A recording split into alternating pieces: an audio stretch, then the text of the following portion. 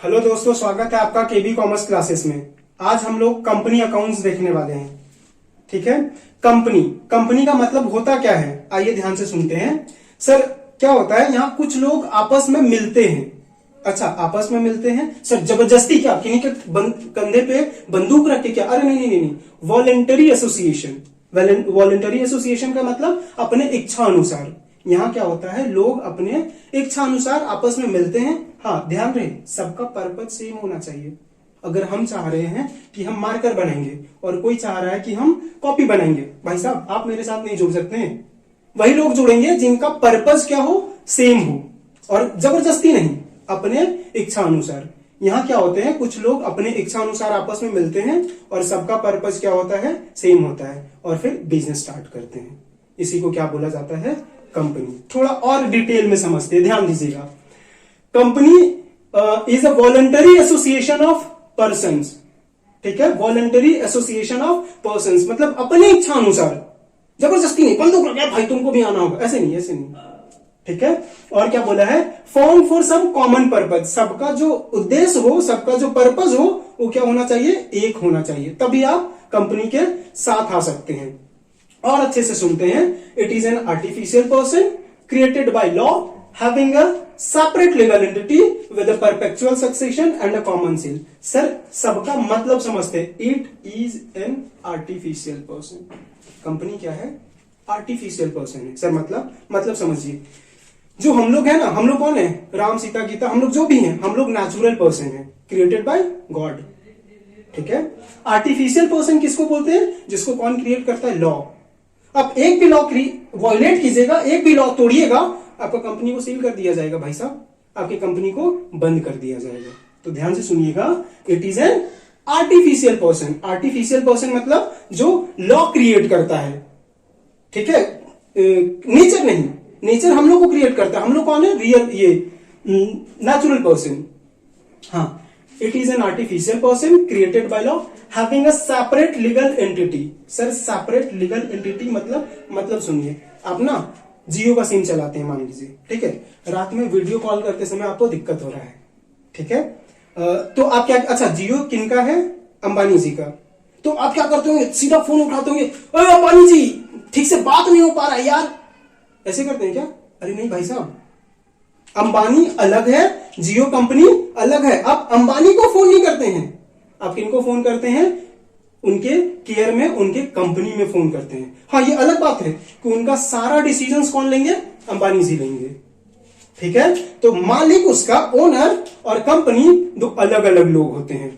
वही लिखा हुआ है, having a separate legal entity. Company का एक अपना अलग पहचान होता है। ठीक है, with perpetual succession. Sir perpetual succession का क्या मतलब हुआ, मतलब ये ध्यान से सुनिएगा, अटल बिहारी वाजपेयी जी ना कभी सांसद में बैठ के एक भाषण दिए थे। अबर मोदी जी जब पुराने सांसद से उठ के नए सांसद में जा रहे थे, तो मोदी जी भी उस बात को दोहराए थे। क्या दोहराए थे, सुनिएगा कि ये सत्ता का खेल चलता रहेगा। आज सरकार हमारी है तो कल सरकार आपकी रहेगी। ठीक है, पार्टियां आएंगी जाएंगी, सरकार बदलेंगी, लेकिन ये देश रहना चाहिए, देश की अखंडता बनी रहनी चाहिए। ठीक है, ठीक उसी तरह परपेचुअल सक्सेशन का मतलब होता है, यहां आज हम मालिक हैं, कल आप बन जाइएगा, परसों आप बन जाइएगा, आप शेयर बेच दिए, परसों अगले दिन वो बन जाएगा। ठीक है, ये खेल चलता रहेगा, आज हम तो कल आप, लेकिन कंपनी जैसे काम कर रहा है ना, एज इट इज काम करता रहेगा। यही है परपेचुअल सक्सेशन का मतलब। सर एक क्या है, कॉमन सील। कॉमन सील मतलब ठप्पा। आप जिस कॉलेज में, आप जिस स्कूल में पढ़ रहे होंगे, आपके आइडेंटिटी कार्ड में देखिए, वहां साफ साफ आपके स्कूल या कॉलेज का मुहर लगा होगा। ठीक है, तो ध्यान से सुनिए, it is an artificial person created by law having separate legal entity, अलग अलग पहचान, विद अ परपेचुअल सक्सेशन मतलब लोग आएंगे जाएंगे, कंपनी पे कोई फर्क पड़ने वाला नहीं है, और साथ ही उसका क्या होता है, कॉमन सील। आइए इनका फीचर्स या फिर कैरेक्टरिस्टिक देख लेते हैं। ठीक है, उनका काम क्या है, फीचर्स क्या है सर।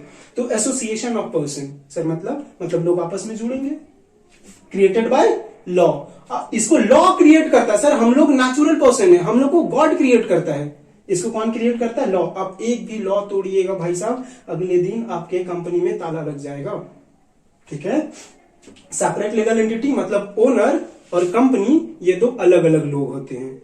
आपको अगर प्रॉब्लम है तो किनको फोन कीजिएगा? कंपनी को, ना कि उसके ओनर को। और क्या है? परपेचुअल सक्सेशन, मतलब लोग आएंगे जाएंगे, कंपनी एज इट इज काम करता रहेगा। Common seal stamp. Limited liabilities, हाँ अगर आप पार्टनरशिप पढ़े होंगे, पार्टनरशिप में क्या है ना, लायबिलिटीज अनलिमिटेड होता है। सर मतलब सुनिए, हम राम से 10 लाख लिए थे, ठीक है, राम से कितना लिए थे? 10 लाख। पार्टनरशिप का एग्जांपल दे रहे हैं, राम से कितना लिए थे? 10 लाख। अब मेरा ना बिजनेस लगातार लॉस लॉस लॉस लॉस में जा रहा है। हम क्या करना चाह रहे हैं ना, बिजनेस को बंद कर देना चाहते हैं, ठीक है। बिजनेस बंद कर दिए, सारे असेट्स को बेच दिए, फिर भी वहां से कितना मिला? 8 लाख। कितना मिल रहा है? 8 लाख। ये क्या करेंगे? राम को पेमेंट कर देंगे। अच्छा मान जाएगा क्या राम? नहीं, तुरंत कॉलर पकड़ेगा, भाई साहब बाकी के मेरा 2 लाख, ठीक है। तो सुनिएगा, बाकी का 2 लाख उसको क्या करना होगा? अपना जमीन बेचिए, घर बेचिए, जो भी बेचना है ना, फिर भी बेच के पार्टनर लोग लाएगा और राम को पेमेंट करेगा। मतलब पार्टनर्स का वहां लायबिलिटीज क्या होता है? अनलिमिटेड। जब तक अपना डेट, जब तक अपना लोन चुकता ना कर दे, पेमेंट ना कर दे, तब तक वो लाइबल है, चाहे उसको पर्सनल असेट्स ही क्यों ना बेचना पड़े। जबकि कंपनी क्या है? लिमिटेड लायबिलिटीज है। सर मतलब सेम एग्जांपल लेते हैं, राम से कितना लोन लिए थे? 10 लाख। मेरा कंपनी लगातार क्या हो रहा था? लॉस में जा रहा था। हम कंपनी बंद कर दिए तो उसके सारे असेट्स को क्या किए? बेच दिए, सारा असेट्स बेच दिए। अच्छा कितना मिला वहां से? 8 लाख। कितना? 8 लाख। ये क्या किए? राम को दे दिए। मान जाएगा? मानेगा तो नहीं, दोबारा आ गया, पैसा तो मेरा 2 लाख। अरे भाई साहब हम कहां से देंगे? कंपनी था, सुनिए, अब ये पेमेंट नहीं होगा। क्यों नहीं होगा? क्योंकि कंपनी का लायबिलिटीज क्या होता है? लिमिटेड। मतलब बिजनेस को बेचने से जो पैसा आया बस उतना ही से पेमेंट किया जाएगा। ऐसा नहीं कि हम अपना पर्सनल एसेट्स बेच दें। क्लियर है? अगला क्या था? Transferability of shares. सर मतलब सुनिएगा, आइए पार्टनरशिप में थोड़ा चलते हैं। मान लीजिए राम, श्याम और गीता 3 पार्टनर हैं। राम, श्याम, गीता 3 पार्टनर हैं। पार्टनरशिप का बात बता रहे हैं। अब क्या चाहता है ना राम, कि मेरा दोस्त है संजय, उसको भी हम पार्टनर बना लें। राम क्या चाहता है कि मेरा भी दोस्त एक संजय है, उसको भी हम इस बिजनेस में क्या करें? पार्टनर बना लें।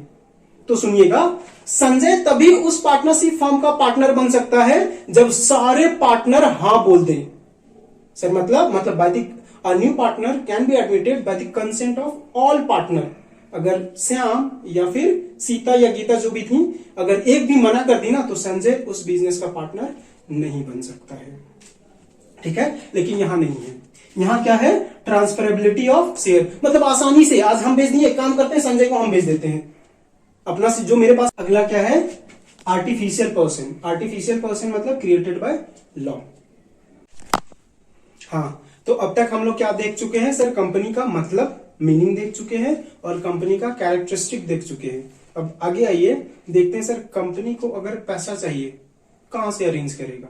सुनिएगा, जैसे आपको चाहिए पैसा तो आप क्या करते हैं? अपने पेरेंट्स से मांग लेते हैं।